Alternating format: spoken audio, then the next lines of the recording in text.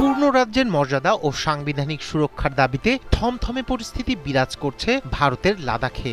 ইতোমধ্যে বিক্ষোভ রূপ নিয়েছে সহিংসতায়। পরিস্থিতি নিয়ন্ত্রণ করতে কারফিউ জারি করেন লাদাখের উপরাজ্যপাল। তবে নরেন্দ্র মোদী সরকারের ঘুম হারাম করেছেন এই আন্দোলনের অন্যতম নেতা এবং 3 ইডিয়টসের বাস্তব চরিত্র সোনম ওয়াংচুক। এরই মধ্যে ওয়াংচুককে গ্রেপ্তার করেছে আইন শৃঙ্খলা বাহিনী। শত দমন পীড়ন করেও যখন জেনজি তরুণদের আন্দোলনকে বশে আনতে পারছে না, ঠিক তখনই সোনম ওয়াংচুকের বিরুদ্ধে পাকিস্তানের সঙ্গে যোগাযোগ এবং সহিংসতা উস্কে দেওয়ার অভিযোগ এনে আন্দোলনের কবর রচনা করতে চাইছে মোদী প্রশাসন।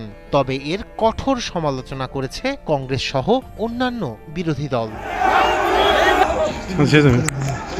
শনিবার লাদাখ পুলিশের মহাপরিচালক SD সিং জামওয়াল এক সংবাদ সম্মেলনে জানান, সম্প্রতি তিনি PIO এর এক পাকিস্তানি গোয়েন্দার সঙ্গে ওয়াংচুক যোগাযোগ করেছিলেন এবং তিনি পাকিস্তান ও বাংলাদেশ সফরও করেছেন।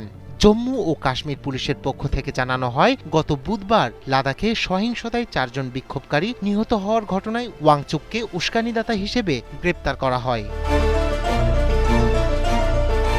টাইমস অফ ইন্ডিয়া ও NDTVর মতো প্রভাবশালী ভারতীয় গণমাধ্যম বলছে, রাজস্থানের যোধপুরে একটি বিশেষ কেন্দ্রে স্থানান্তর করা হয়েছে তাকে। DGP জামওয়াল জানান, সোনম ওয়াংচুক পাকিস্তানে গিয়ে একটি ইভেন্টে অংশ নিয়েছিলেন। তিনি বলেন, সম্প্রতি একজন পাকিস্তানি গোয়েন্দাকে গ্রেপ্তার করা হয়েছে, যিনি ওয়াংচুকের সঙ্গে যোগাযোগ রাখতেন এবং সীমান্তের ওপারে তথ্য পাঠাতেন।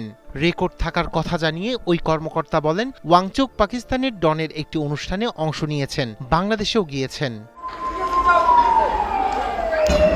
এ সময় NDTVর এক প্রশ্নের জবাবে জামওয়াল বলেন, তারা এমন একজনকে পেয়েছেন যিনি সীমান্তের ওপারে তথ্য পাঠাচ্ছিলেন, তাকে নজরদারিতে রাখা হয়েছে।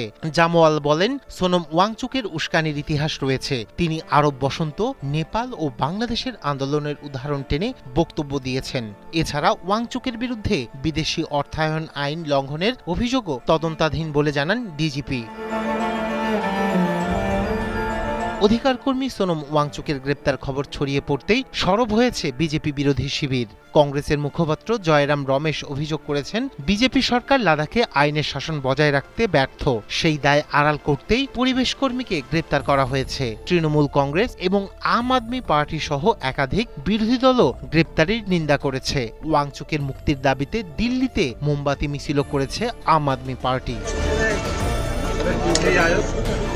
2019 সালে জম্মু কাশ্মীরের বিশেষ মর্যাদা বাতিল করে লাদাখকে কেন্দ্রশাসিত অঞ্চল ঘোষণা করা হয়েছিল। তখন তা স্বাগত জানিয়েছিলেন অনেকেই, কিন্তু ধীরে ধীরে লাদাখবাসীর রাজ্যের দাবি জোরালো হয়েছে। ওয়াংচুক শুধু রাজ্যই নয়, লাদাখকে সংবিধানের 6ষ্ঠ তফসিলের আওতায় এনে স্বশাসনের দাবিও তুলেছেন।